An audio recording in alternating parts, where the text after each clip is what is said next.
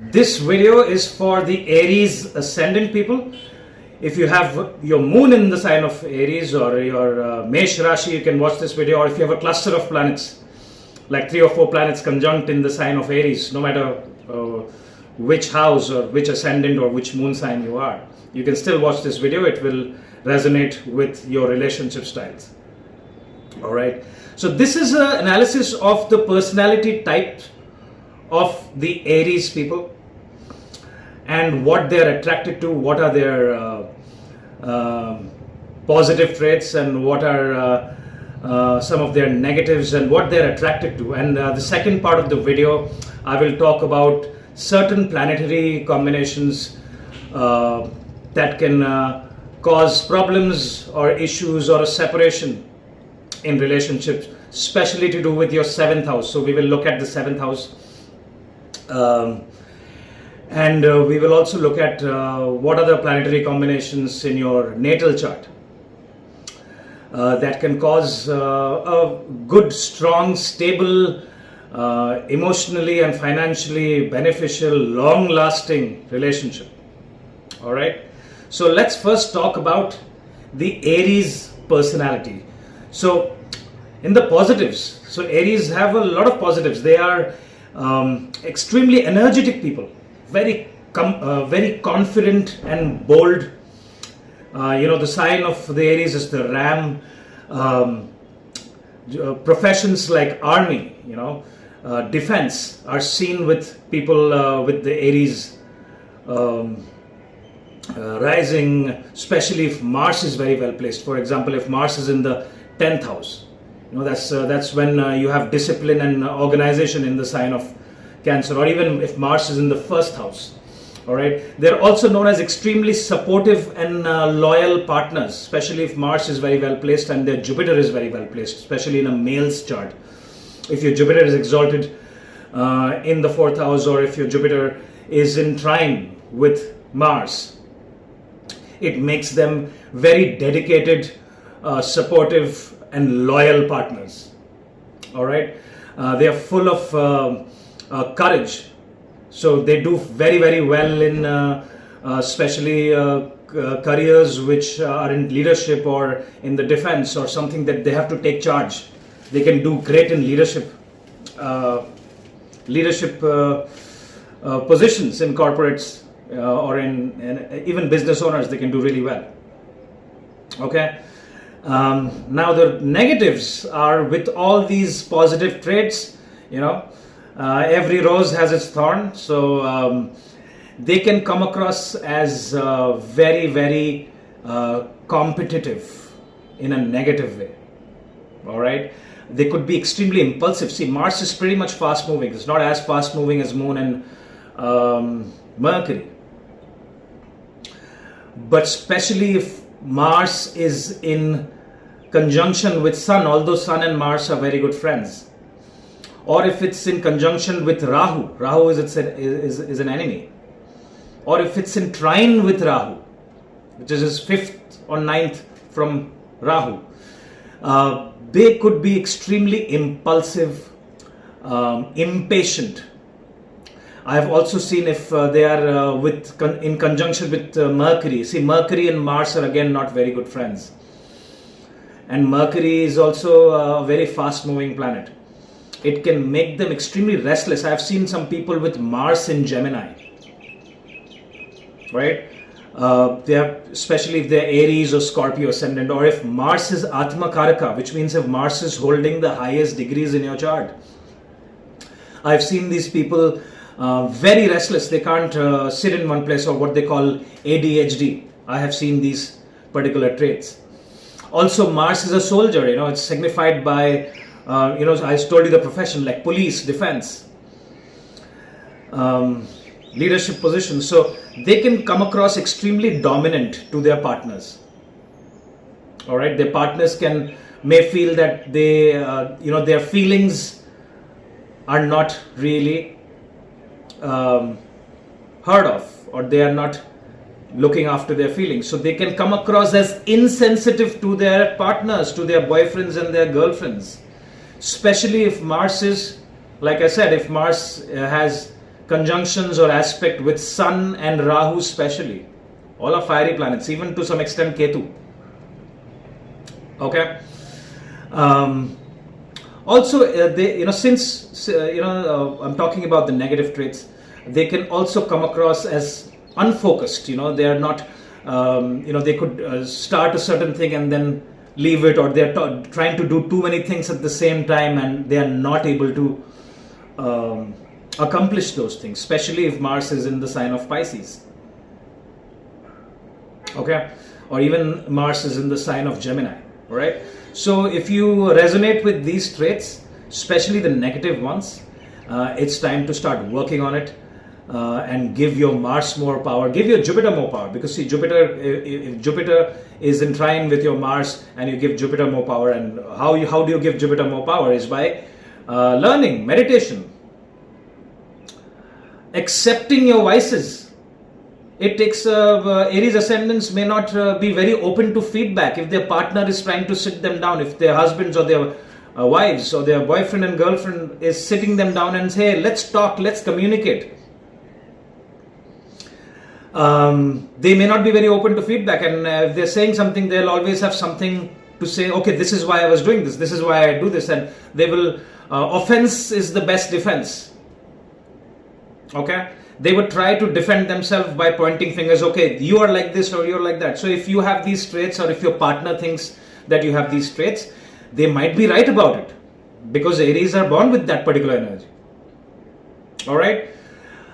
So their communication style could be very aggressive. They could sound overconfident, too energetic, which could be overwhelming for their partners. Now let's look at their partners. Let's look at the Libra energy here.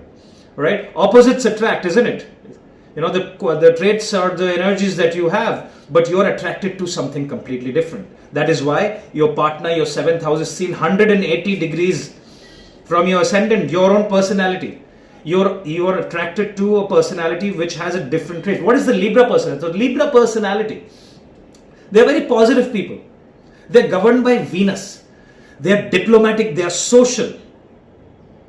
Right? Aries would say that I want to do it alone. Librans will say let's do it together, because Libra is all about partnership. They are social people. They want to bond and connect with people, which is why great business people are seen from Libra. Okay? They have the traits of Venus, so they could be very artistic. They could be idealistic as well, especially if Jupiter is looking at the 7th house, or Jupiter is present in the 7th house. They could be extremely spiritual. They are very thoughtful and definitely way more empathetic than the Aries people. They look after people's emotions. They want to connect with you emotionally. They want to connect with you to establish commerce. Okay? They're also very intelligent people. All right? Probably not as impulsive as the Aries people. Depends on where Venus is placed. But again, Venus is also a very fast-moving planet, and sometimes the Libra energy can be looked at as impulsive as well. All right, now so this is what the Aries are attracted to. The Venus energy, to the Libra energy, is what they are attracted to. Okay, so you can see the communication styles are completely different. And I'm not an expert in relationships. I can only look at the astrology point of view. But I think communication can solve a lot of issues. So we have the Aries communication personality style, and we have the Libra with the Venus traits and different communication styles. Now, what causes friction? The main reason of friction. Pay attention to this. See, Aries are very decisive people, which means if Aries wants to accomplish a certain task, wants to accomplish from point A to point B. Goal is, point A to point B. Aries are very decisive. This is how I will do it, and this is how I'll execute it. But their partners may be very indecisive. Okay? They could also, the other thing that I have noticed that causes conflict between the relationship between Aries is definitely ego and anger and short temper, and that is obvious, that causes issues in all relationships. All right, that's nothing. But yes, Aries are known to be short tempered, and anger could be, especially if Mars and Rahu are conjunct, or Mars and Sun are conjunct. Well, a lot of people, it can cause a very powerful Raj Yoga, but it can cause a lot of turmoil in relationship. Mars and Sun conjunction. All right. Now, the other reason for conflict that I've seen is, see, Aries people, their communication style, especially when they're approaching business or doing things together, is this is my way or the highway. All right. If you don't do it my way, I will do it on my own. All right. Whereas their partners could be more into collaborating, working with each other. They could be at times overly persuasive, which the Aries energy may not like, because Aries don't really pursue people. All right, but Librans are good business people, and a lot of good business people like to say, okay, if you don't like this, I have a different offer for you. If you don't like that, I'll why don't we do it this way? All right, so this could cause some conflict between. There's a very big difference in personality and communication style here, so keep that in mind. All right. The other thing is, usually the Aries people are more dominant, because their partners will have Libra energy in it. They are attracted to the Libra energy. Libra energy does not want conflict. See, these are Venus. Venus doesn't want conflict.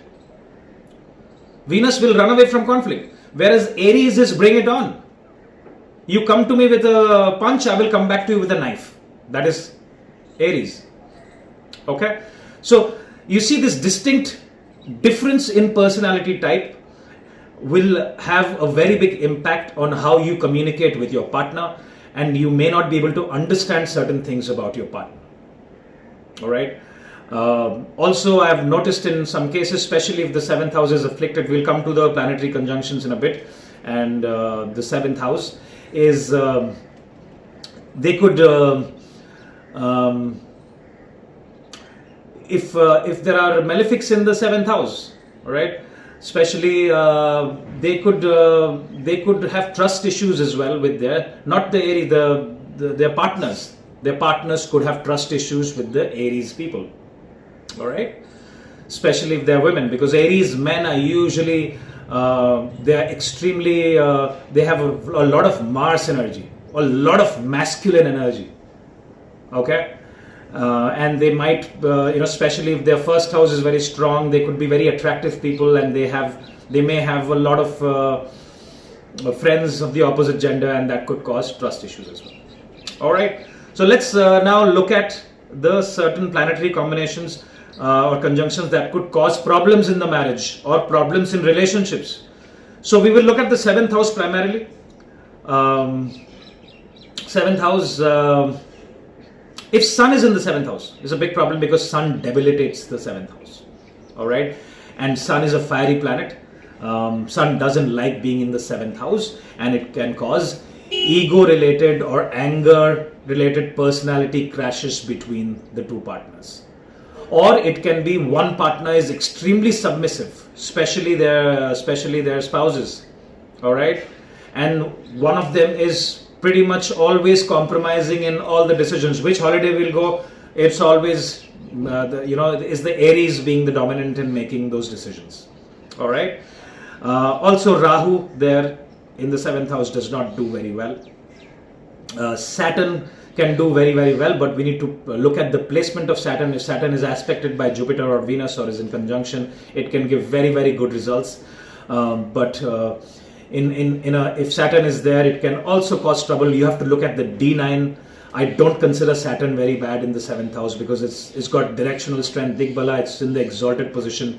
And if your D9 is very strong, if your Tithi and your Vara lords are matching with each other and not causing any doshas, it can cause a very, very strong long-term relationship with Saturn being in the 7th house. All right. If you want to know what is going on with the transits, look at my channel. This year is full of transits. So watch my, I've made, so if you want to know what is going, how is your relationship, if you want to get married or if you just met someone, okay, and you want to see how the transits are looking for the next 6 months to about a year or 2 years, look at my transit videos and you'll get some clarity on it. Now the good combination is, I would consider for a male if Jupiter is exalted in the 4th house, right, and even for a woman, right? Why? Because Jupiter is the Karak of principles, right? And in today's day, most of the relationships are breaking because of infidelity. And usually if Jupiter is very well placed in the 4th house and it's an exalted position, or Jupiter is in its own house, in Mool Trikon, in the 9th house, all right? These people are usually very loyal people, and they do not cheat on their partners, is what I've noticed.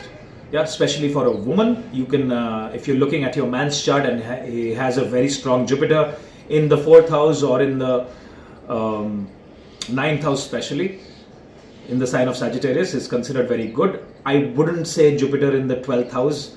It can cause some problems. It's a bit tricky.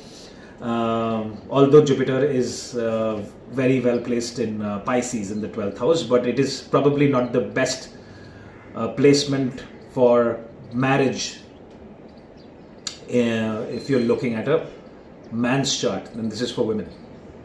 All right, if you're a male, you will have to look at the placement of Venus, and if your Venus is in the 7th house, it's very, very strong.